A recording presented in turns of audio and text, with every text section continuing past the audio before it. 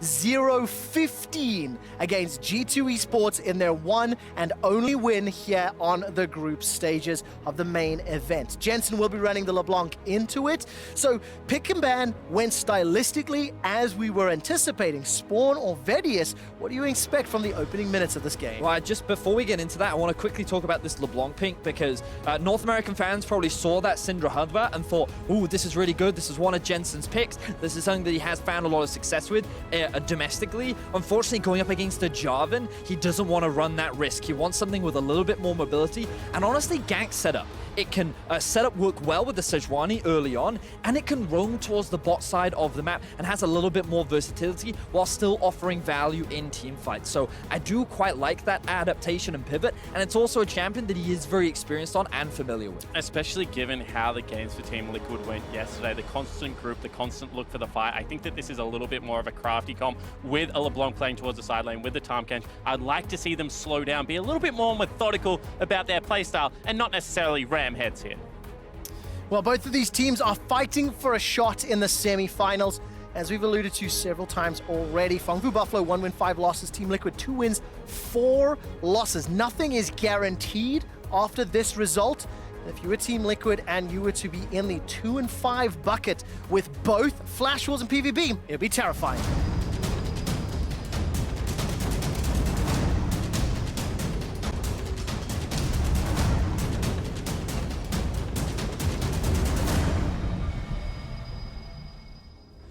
And welcome back, Fengfu Buffalo, champions of the VCS, taking on the North American LCS champions, Team Liquid. And as you mentioned already, Vedius, you're looking at some, you know, a good lane to gank around. Smithy's going to have options with both Kennen and LeBlanc as and when he decides to engage. You can see Smithy already being kind of spotted up by Meliodas. So we're looking at the runes, we're looking at some of the summoner spells that have been taken. You'll notice that the cleanse is sitting on the Orianna. Just in the same way that we talked about Syndra is a low mobility champion, Orianna is the same way. If a Sejuani ult lands on top of her, then she's in a lot of danger. So by taking the cleanse, it provides an extra bit of safety and is a very intelligent summoner spell to pick up against this particular comp. Yeah, you can see Core JJ grabs himself a Guardian this time around, not going to go with an Aftershock Tahm Kench. But the impact going with Spellbook, once again, is one of those interesting rune choices. Because generally, you run a lane-dominant rune. Either something like a Klepto if you feel like you're going to win the lane heavily, or an Airy if you feel like you need to have the extra damage with things like Scorch in your build. Going with the Spellbook hints to me that Impact thinks this is the survive lane, and Comet being run on the rise, I would expect this lane to be heavily in Xeros's favor. Well, I often feel that because of the short range of Kennen, it can be very difficult for him to trade with the rise, because every time he approaches, you're just going to get Rune Prison combo down and then force back. So to me, this suggests that he might be looking for an Ignite swap, perhaps after his first teleport back into the lane, and then he can look for a potential kill with Xvithie. You can already see early on, Rise is commonly taking that W, early damage, early setup, and Impact is just being completely zoned away from the lane. I also wonder if the Summoner Spellbook and Impact and Team Liquid style also benefits them when they are stronger in the later stages of the game. Playing a little bit more in control, a little bit more at arm's reach really of their opponents. And Impact right now being pushed in. As we take a look at the middle lane, Knowles going to send that command attack forward, trading onto Jensen. And I think Scuttle Crabs have been traded. Yes, top half has gone the way of Team Liquid, bottom half the way of Meliodas. And Meliodas now making his way to the blue buff. While all that's going on, Big Koro and Pallet, they are pushing in very heavily into this bottom lane. Double Lift already chunked down to about 60% HP. Yeah, and this is a thing about Ezreal as well as Galio. AoE onto the wave, not to mention the fact that Ezreal just continues to build up attack speed. However, already top lane being set up for that gank, that early volatility. Oh, Dragon Strike off to the Demacian standard, and that was just Meliodas at his best. Vietnam erupts. And this is where he found success with when they played up against G2 yesterday. The high aggressive playstyle, the constantly looking for ganks, is where Fengfu Buffalo often find those early leads, and already they're looking to shut down Impact. And it was just very telegraphed. So I love the fact that Fengfu have picked the side of the map this time around, and they've said, you know what, this is where the action happens. The early, heavy trades come out, the immediate path towards topside. That Scuttle Crab gives such a false sense of security because you can skirt the vision and not be seen. Just like that. So I really love the fact that Fongfu have now just played completely towards their strength. Thank you so much to the observers for actually highlighting the point flawlessly there, Spawn, that you were making. And this is a replay of Meliodas just coming in. And honestly, when you've got a guaranteed target for the flag and drag, it's really easy to step back, get the kill, and just walk away bragging. Beautiful breakdown there, Quick Shot. I feel like you've done these replays before. Look, when you've seen a Meliodas gank once or twice, You've seen you know, it all. in 4 minutes, you've pretty much seen them all. But look at the positioning of Meliodas right now, taking away the Krogs, hanging around the top side as TL look for play in mid. All right, that's at least the cleanse used earlier, just like you talked about. Vedius are going to allow Null to escape with his life for now.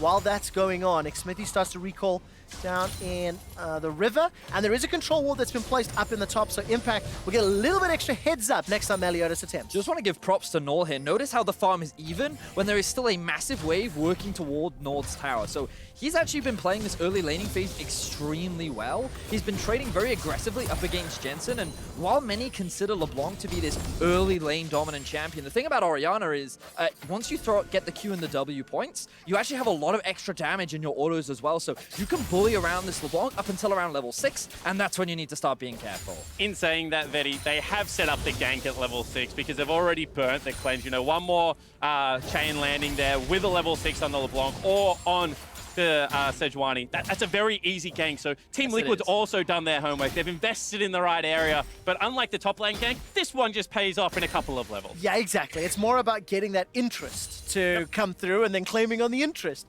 But what I do like is both teams committing to their respective strategies and both teams thus far trading evenly. It's a 500 goal lead for Fongbu Buffalo thanks to First Blood, but CS is about as even as it is going to be at this stage of the game. And this time around, after that early pressure in bot lane, Doublelift and CoreJJ got a few levels under their belt. They've shoved this wave back, and you can see 42 CS to 40 as far as the ADCs are concerned, and neither has backed yet, both sitting with teleports. Probably important to point out, Klepto is also going to have some added advantages there for the Ezreal. Once again, both lanes just looking to scale up. It is a risky strategy against Team Liquid because we came into this competition and we thought that their bottom lane was going to be pretty dominant given the fact that it is Doublelift paired with a world champion.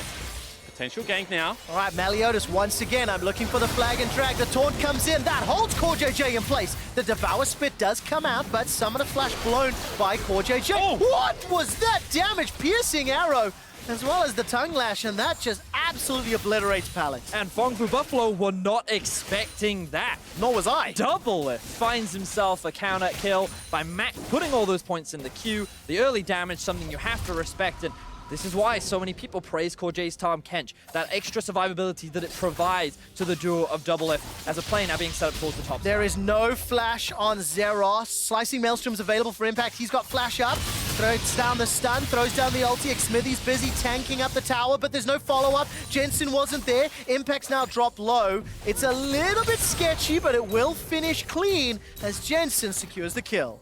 So I will say that the execution there was a little all over the shop. It felt like that Jensen was kind of moving back the moment the Impact ulted in. Ultimately, though, Team Liquid, they find themselves the kill. They put Zeros behind. He doesn't have the teleport, just as a massive minion wave was bouncing into his tower. And you get a kill onto your LeBlanc. So Team Liquid, very happy right now. Kill in mid, kill in bot. Kind of game plan going the way that they want it. Yeah, and that's the more important angle than the execution, is that the proactivity around the map, you know, unlocking Jensen, getting him out of this. Let's take another look at this, break it down. CoreJJ burns the early summoner spell, and he's willing to keep his Doublelift with everything available. That means Doublelift can play very aggressive. That's going to be 3 Blight blocks plus the W utilized on that Q, and a lot of damage done there, Vedi. Yeah, just a bit.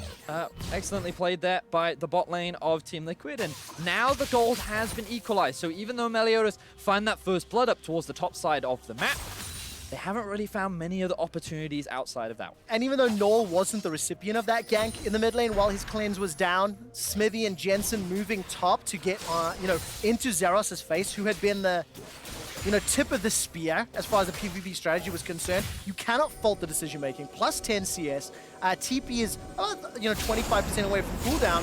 And right now, Nor and Meliodas, they looked at Jensen, won't catch him. Yeah, and the thing is, right, is that Nor can't follow. You can't follow a LeBlanc Sejuani into Fog of War. So they try and cheat up there with Pallet.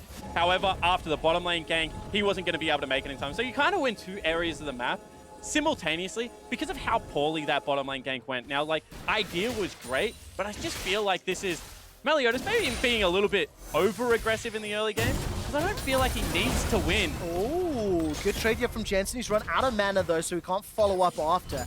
Did end up using his ulti as well, and there was support. But yes, as you mentioned, just really, it is good play. It's proactive here from Team Liquid. If they pick up the win here, they will have a clear separation from 4th, 5th, and 6th. Flash Wolves, 2 wins, 5 losses. Team Liquid do not want to be sitting toe-to-toe with them. So I just kind of want to bounce off your point there, Spawn, because I do agree that I feel that for Meliodas, his prerogative should be to just invest resources into the 2 solo lanes, yep. right? Null already has a big pressure advantage, and we already see him roam a little bit with Null, and while that's not optimal on an Orianna, it does give you options to move into the enemy jungle, spot out where Smithy is, and limit any of his early game playmaking, but more importantly, try and get Xerath ahead. This guy is one of the big carries of your team. He's on the champion like Ryze. Not only is this a strong split pusher, but he can actually be very impactful in these team fights as well. Imagine him locking down the LeBlanc to then allow the rest of his team to burst her down. Or better yet, just keeping the cannon in a side lane. So there's no slicing Maelstrom for the entirety of the team fight to worry about. Can be that double-edged attack from the PVB lineup. The more options you have in League of Legends, the more ways that you can look to close out these games. And at the moment, it feels like a lot of the ways that PVB unlock these options is by getting the guy on your screen ahead. Well, let's see whether or not Meliodas can. 1-0, 56 creep score under his belt. Null has farmed up around a 15 or 16 CS advantage. And Meliodas, instead of going for the solo lane as gentleman, he's decided to invest some time in the bottom lane. I do recall, though, Spawn, you telling me at one point that PVB did have a bit of a timing strategy and how they like to, you know, gank bottom lane or look for dragon plays. The gank came in earlier, didn't work in their favor, and it was Xmitty that secured the dragon thanks to the kill. So PVB not investing Meliodas' time in a way that you would be proud of. Yeah, and I mean, this now just makes this bottom lane incredibly hard. When you have sustain as well as push pressure on a Varus and the safety of a Tahm Kench behind you, coupled with an Ocean Dragon, you just feel like you're under siege at every point of the bottom laning phase, and you can see that Meliodas goes down there, tries to relieve some of that pressure, but ultimately comes up empty-handed. Yeah, and Meliodas right now in this early game has only found that successful gank up towards the top side of the map. He has just gone back to base and is working towards that Cinderhulk build, so going for more of the front line alongside the Galio, very much working towards that dive composition that we talked about. But ultimately, we still got to remember that for Fongfu Buffalo, their composition is very much about team fighting, so them not being ahead in the early game is not a bad thing, because they are still ramping up. Around the 2 items is when you'll start to see this composition really be at its strongest. Absolutely, and both of these team comps, as they move into the later stages of the game, have huge scaling threats. I mean, you're looking at things like Orianna, Ryze, Ezreal versus Varus, who, if he can stand and deliver, is one of the highest damage champions, especially with the Ginsu's build coming in. Also very safe with things like the Tahm Kench, like the Sejuani for PL. So I feel like the pace of the game isn't going to really bother either of the teams. It's just interesting to see how they, you know, jockey for that position early on in this match. So which team do you have more faith in their mid-game? We're transitioning, we're 12 minutes in. We've seen the comps go pretty much even as Xmitty is now starting off the Rift Herald. And if you look at the map, pressure in the top lane, a recall from Null means there should be Team Liquid. So over the next 10 or so minutes, you know, who do you favor? So it's fascinating that you mentioned that, Quick Shot, because one of my biggest criticisms of Team Liquid coming into the tournament was their mid-game. But at the same time, where Fongfu Buffalo have grown a lot of their leads is the mid-game. And while Team Liquid kind of make mistakes in terms of their ability to be proactive, sometimes Doublelift is a little bit out of position, Fongfu just try to force plays that they're not in a position to make. So as long as Team Liquid, which they often are in a position to just receive the pressure, punish, and then convert into an advantage, I would give the edge over to Liquid as we move into the mid-game. Is it fair to say that's pretty much how the play-ins knockouts BO5 played out, and that was exactly what Team Liquid did to win the series 3-0, and you know, with an average game time of under 30 minutes.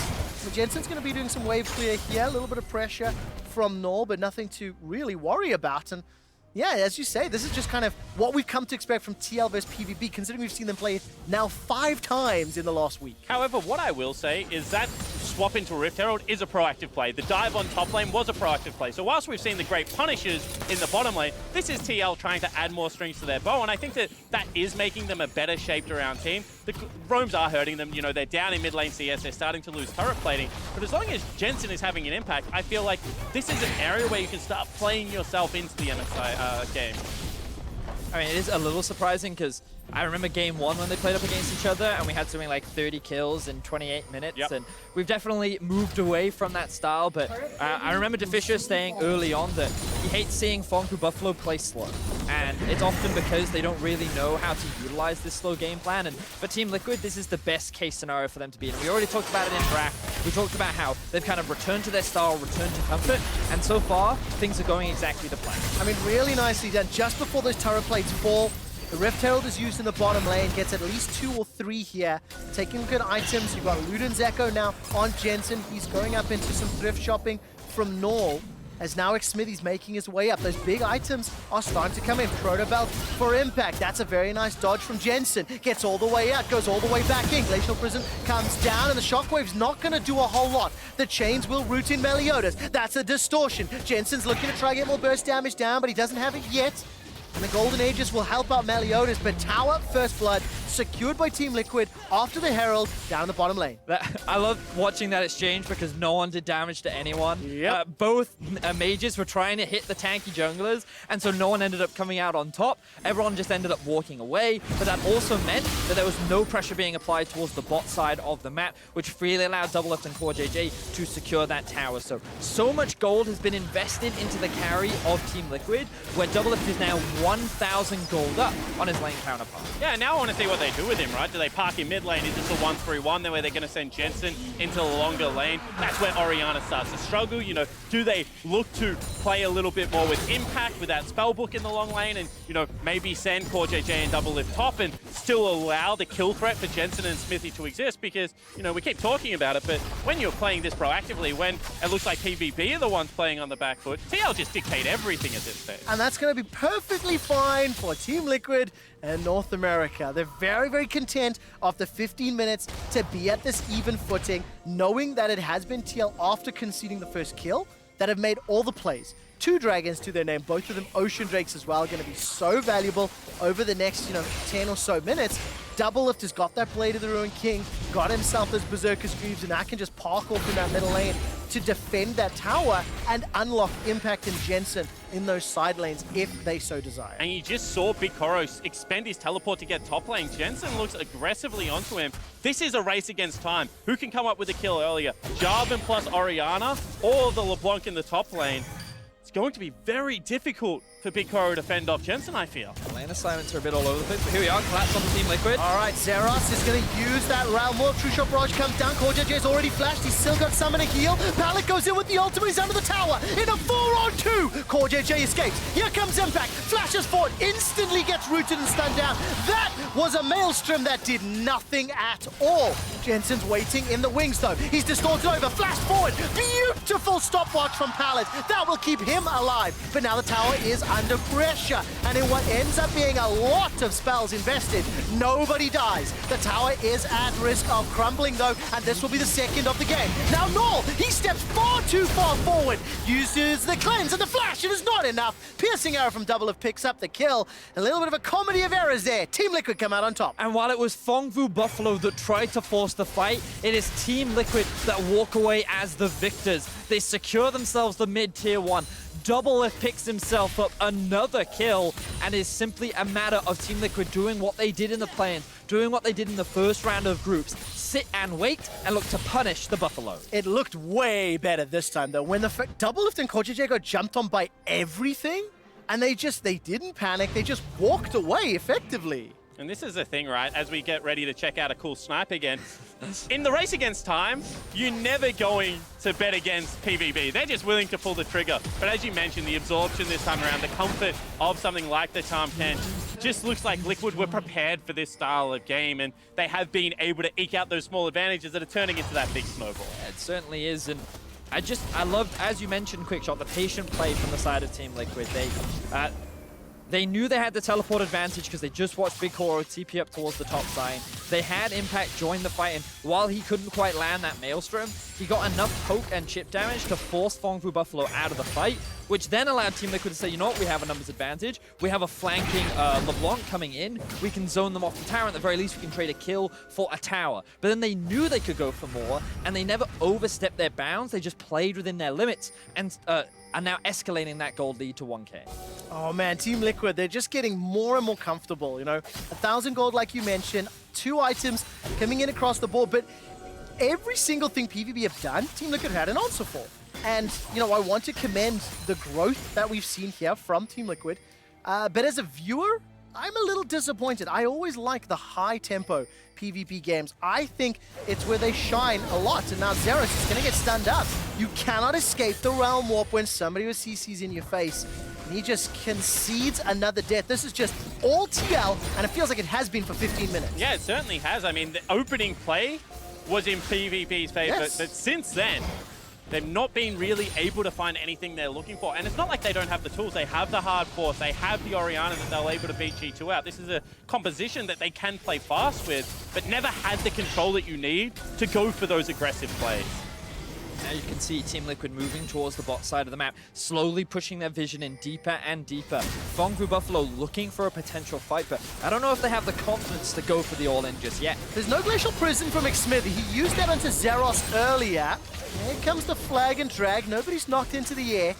Double Lift is still just sitting on 1.5 items, whereas Big Koro, he's got himself that man immune. He's got the Iceborne Gauntlet. I think Dragon has just about come up, 10 seconds to go. So Team Liquid going to back away. They push some vision in, it's already been cleared. Maybe set up for the Drake. And whilst you're technically correct that Big Koro's items are 2 items, I kind of feel until the transform comes out from the Man Immune that it's not really a full item just yet. You know, he's still sitting in a little bit of the trough. The 2 item spike, not what it is until it's able to transform. And because Double Lift's items are just outright, you know, more expensive, not a cause for concern. You know, I talked about this a lot with the Kai'Sa versus the Ezreal, but certainly true for the Varus matchup. Varus is in a situation where he's completely happy. Now with the big objective, we'll see whether Fongfu try and contest this or just back away. I don't think they need to risk their lives over a Cloud Drake. There are 5 members, all full health. A lot of ultimates are still available for Team Liquid, and I think it would have been a dangerous situation for Fongfu to play into. The thing you're now looking at for Fongfu is their ability to team fight later on into the game. They still have the big wombo combo. There's still scaling aspects that they have as a part of their composition. It's just a matter of, will they ever actually pull the trigger? Because so far, Team Liquid have done a good job of slowly starving their opposition out. They're staying as a 5-man unit whenever Fongfu could potentially look for a team fight. And I just love the fact that Team Liquid, they're not trying to do something that they've showcased they haven't been great at before. They're not trying to play on multiple lanes. They're just saying, you know what? Let's work together. Let's just play through 2 lanes. Let's just move through the enemy jungle. And we know we can continue to punish the opposition. And the thing is, that actually makes me a little bit nervous as well, because yes, while Team Liquid have had all the answers thus far, it is only 1,500 gold difference. Flash taken here from Big Koro as Jensen jumps all the way in. Looking at the minimap, there's more support from Team Liquid coming up. Pallet is in trouble. He may need to use that ultimate to escape. Teleport's coming down. In behind Big Koro. Pallet's already gone down. Big Koro's able to escape away from the chain of corruption. And that's 2 quick kills for Team Liquid. Baron is alive as well if they really wanted to force it. But what direction do they go? Null gets jumped on. This time the slicing Maelstrom will take him down. Null below 60% HP. Continues to get chunked out. The Shurikens and the autos coming out. Jensen steps forward. KS Impact yells. Chains will not lock down Meliodas, with the rest of Team Liquid peel back for Baron. Beautiful play out of the Team Liquid lineup, utilizing this 1-3-1, attacking the side lane. Impact gets to the play. This is a different squad than what we saw yesterday against the Flash Wolves. And once again, you're seeing why CoreJJ is so good at the time. Kench utilizes the ultimate to cut off the escape route of both Big Koro and Pallet. Means that Fongfu Buffalo is split up across the map. Once again, they failed to find any form of 5v5 fight, and Team Liquid now sitting with the Baron 22 minutes in, looking like a convincing control up against Fongfu Buffalo. And it feels so bad because I was literally just about to say that in a mostly even footing, in a big 5v5, you know, I'm a little nervous for Team Liquid because in a straight up 5v5 with no gold advantage, PVB can win team fights, but now they're down 4,000 gold, they're down Baron.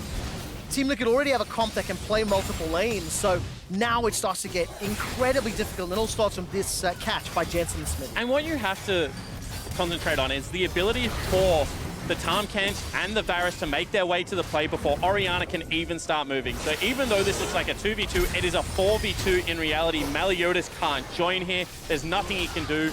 TL just have the numbers. Honestly, it's just a massive mistake from PVB. They're pushing in a lane with no tower. The top laner doesn't have teleport. The Orianna can't convert. And as you rightly said, there's no way for the jungler to join. So good awareness from Team Liquid, knowing which lane they can attack. And it's on the Baron side of the map. So even if they don't find those kills, they can just force the Baron anyway, because the Ryze can't join the fray. And this seems to be the problem with Ryze. When he's in the situation where he finally is starting to win the 1v1 split push, his team's just getting caught out of position. This is shades of what we saw in TL versus Flash Wolves yesterday, when it was actually Impact saying, hey guys, I can win the game in the split. This time they just go. Well, take a look at this. Realm Warp into Taunt. CoreJJ once again with all of his summoners. He keeps Double Lift alive. Impact's coming from behind. Spellsize and Maelstrom's not available just yet. That's a 5-man stack. There's the cannon ultimate. Impact goes golden. And he set Team Liquid up despite the 3-man shockwave. It's too little. It's too late. Double Lift turns onto Big Koro. Here comes Jensen. Koro is down.